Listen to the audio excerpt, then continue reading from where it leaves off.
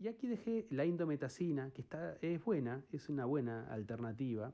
La podemos dar intrarrectal, inclusive, que tiene una absorción rápida, prácticamente similar a la sublingual. Entonces tiene un inicio de acción bastante rápido. El problema que tenemos es que la damos hasta las 32 semanas de amenorrea. ¿Por qué? Porque el problema es que nos puede cerrar el ductus venoso. Disculpen, el ductus arterioso.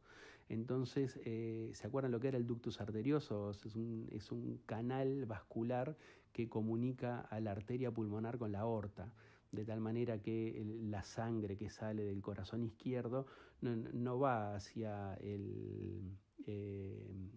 va directa, disculpen, del corazón derecho, no va hacia los pulmones, porque los pulmones en la etapa fetal no sirven para intercambio gaseoso.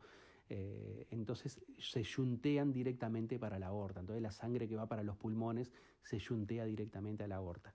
Bueno, a partir de las 32 semanas, los receptores de indometacina del ductus arterioso cada vez empiezan a aumentar, y de esa manera a veces se puede llegar, si damos indometacina, a cerrar el ductus, y eso genera, trastornos hemodinámicos severos en el feto.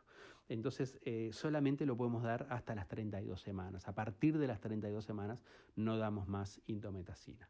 Entonces, haciendo un súper resumen, podemos decir que, recuerden ustedes la nifedipina, la difenipida, 10 miligramos vía oral, nunca la damos sublingual. Recuerden que sublingual nunca la damos, solamente la damos vía oral. Hacemos 10 miligramos y se puede repetir a los 20 minutos o a la hora, o sea, dependiendo de la actividad uterina que tenga esa paciente. Lo que tenemos que lograr es cohibir esas contracciones uterinas. Y lo que ustedes se preguntarán muy probablemente es, ¿para qué? ¿Para qué vamos a útero inhibir? Y bueno, fundamentalmente ya les estuve diciendo uno de los motivos, que es para realizar un traslado, por ejemplo, de una paciente. Otro motivo es para encontrar la espina irritativa que está generando esa amenaza de parto de pretérmino, es decir, la etiología, la causa que está generando la amenaza de parto de pretérmino. Y lo más importante de todo es para que nos dé tiempo para realizar la dexametasona,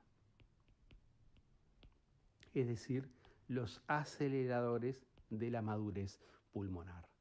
Entonces, la uteroinhibición solamente la vamos a realizar por 48 horas. No la prolongamos más allá de 48 horas. ¿Por qué? Porque el principal factor por el cual nosotros hacemos la uteroinhibición es para poder hacer la dexametasona y acelerar la madurez pulmonar. Hay infinidad de trabajos científicos que ya han demostrado que prolongar la uteroinhibición más allá de las 48 horas después de que terminamos los aceleradores de madurez pulmonar no tiene ningún tipo de sentido y no mejora el pronóstico ni de la madre ni del recién nacido. Por lo tanto, el principal motivo para que nosotros hacemos la uteroinhibición es para hacer la dexametasona. Y más allá de las 48 horas no seguimos haciendo uteroinhibición. Y si arranca en trabajo de parto de pretérmino o arranca con una amenaza de parto de pretérmino y ese paciente ya está madurado con dexametasona, no volvemos a hacer una uteroinhibición. El otro tema es esto de acá, las espinas irritativas, ¿tá? O sea, como que la espina irritativa lo que me está diciendo es ¿qué es lo que generó esa amenaza de parto de pretérmino? Y eso generalmente en la mayoría de las mujeres es como un vaso que se va llenando de a poco y cada gotita agrega y en determinado momento ese vaso se desborda y genera la amenaza de parto de pretérmino. Es decir, que la gran mayoría de estas patologías, de la amenaza de parto de pretérmino, es multifactorial. Y de los factores más frecuentes y más importantes que ustedes tienen que reconocer, uno es el estrés.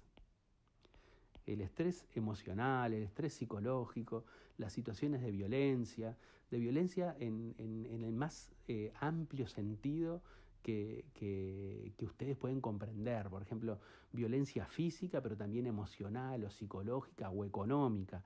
O sea, alguien que de repente no llega a fin de mes y está preocupado porque no puede pagar el alquiler de la casa. O sea, bueno, eso le genera un estrés y eso está vinculado con amenaza de parto de pretérmino. El estrés emocional lo mismo, la violencia doméstica, las situaciones de violencia, como les he dicho, también genera. Entonces, no minimicen este tema. El tema del estrés es sumamente importante. Y estas situaciones de estrés atraviesan completamente todas las escalas sociales y culturales, porque por ejemplo, si tiene una paciente que es por ejemplo, un nivel socioeconómico muy alto y trabaja, por ejemplo, en un banco y está estresada en el trabajo que tiene, porque tienen, yo qué sé, un fin de mes y tienen que llegar, viste, a determinado momento, viste, y eso le genera un estrés laboral. Bueno, ese estrés ya puede generar una amenaza de parto de pretérmino. Entonces, no solamente me estoy refiriendo a gente de estratos sociales y económicos o de educación bajos. Sepan ustedes que el estrés también afecta a todos los rangos socioeconómicos y entonces como que lo tienen que tener presente independientemente de la paciente que tengan adelante. Y muchas veces también tienen que saber ustedes que hay pacientes que como viven toda la vida con ese estrés, por ejemplo, estar corriendo permanentemente, ¿viste? Del punto de vista laboral, por ejemplo, o yendo a buscar a los chiquilines al colegio, ellos como que asumen que su vida es así y no reconocen que la vida que están llevando es una vida estresante. Entonces, ustedes tienen que interrogar bien profundamente para darse cuenta si el contexto emocional, psicológico, económico, etcétera, etcétera, etcétera, genera estrés en esa paciente. Porque es uno de los factores, me he detenido específicamente, porque es uno de los factores detonantes más importantes de la amenaza de parto de pretérmino. De tal manera que muchas veces las mujeres vienen con contracciones uterinas en amenaza de parto de pretérmino, nosotros lo único que hacemos es internarlas y dejarlas en reposo, no le damos ninguna medicación y solamente con dejarlas en reposo, sacarlas de su entorno social, laboral o de pareja, solamente con eso nomás ya desaparecen las contracciones uterinas. Otra espina irritativa que tienen que recordar ustedes es las infecciones. Las infecciones, ustedes recuerdan muy bien que las más frecuentes en el embarazo son las urinarias,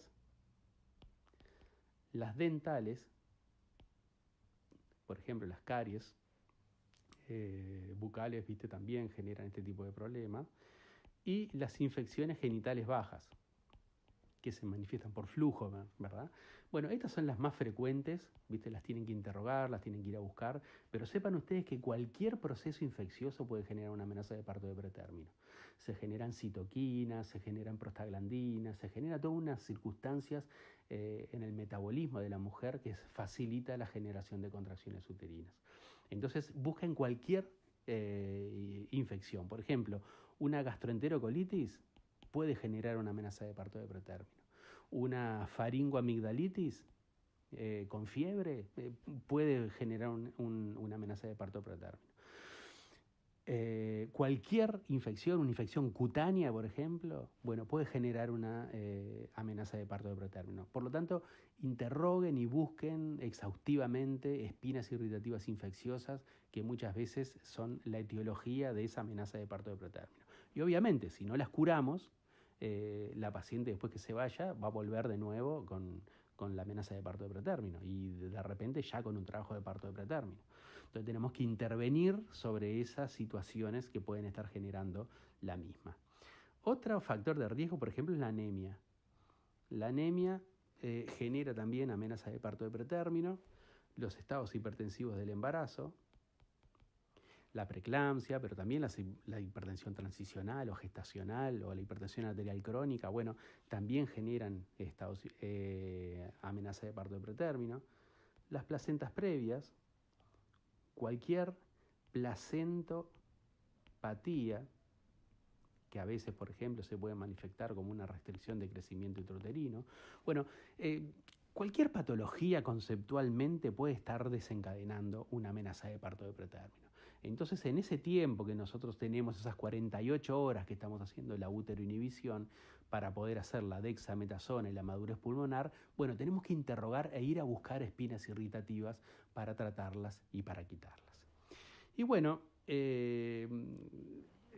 lo interesante que hasta este diagnóstico de amenaza de parto de pretérmino, el proceso es reversible, o sea, la paciente puede parar las contracciones uterinas y volver para atrás al escalón anterior y posteriormente hacer el tratamiento, la madurez pulmonar e irse para su domicilio y proseguir con el embarazo. El problema es que muchas veces, después de hacer la uteroinhibición o inclusive mientras hacemos la uteroinhibición, la paciente progresa a un trabajo de parto de pretérmino. Entonces, si progresó un trabajo de parto de pretérmino, ustedes tienen que saber que si nosotros hacemos una gráfica de morbimortalidad fetal en semanas de amenorrea, esta tiene como una forma de J invertida, donde la menor morbimortalidad se da entre las 37 y las 41 semanas. Por debajo de las 37 semanas, la mortalidad fetal en el nacimiento es cada vez mayor. Y esta pendiente fundamentalmente depende de la presencia de un CTI neonatal. Entonces, si nosotros estamos ante un trabajo de parto de pretérmino, lo fundamental va a ser dónde va a nacer ese recién nacido. Y nosotros tenemos que conocer en nuestra maternidad cuáles son los recién nacidos, a qué edad gestacional que evolucionan bien y cuáles de repente tienen un mal pronóstico. Entonces lo que tenemos que hacer es que si nos encontramos por una edad gestacional por debajo de la cual en nuestro lugar donde estamos trabajando tenemos malos resultados, lo ideal es trasladar a esa paciente a un lugar adecuado. Y este trabajo de parto de pretérmino, lamentablemente muchas veces, evoluciona a un parto de pretérmino. Y este parto de pretérmino, bueno, exige determinadas condiciones, o sea, como que un obstetra de experiencia, el lugar del nacimiento también de experiencia, un neonatólogo con experiencia, a veces tecnología especial, por lo tanto el lugar donde nazca es importante, y esto va a generar el problema del recién nacido prematuro con las posibles patologías que puede llegar a tener. Bueno, chicos, este es un breve resumen que les he hecho para que más o menos se posicionen y comprendan el tema de la amenaza de parto de pretérmino, que quizás cuando lo lean ahora en algún libro, bueno, van a poder comprenderlo mejor. Bueno, como siempre, estoy a disposición de ustedes, pueden hablarnos cuando quieran y bueno, espero que les sirva y nos vemos pronto. Hasta luego.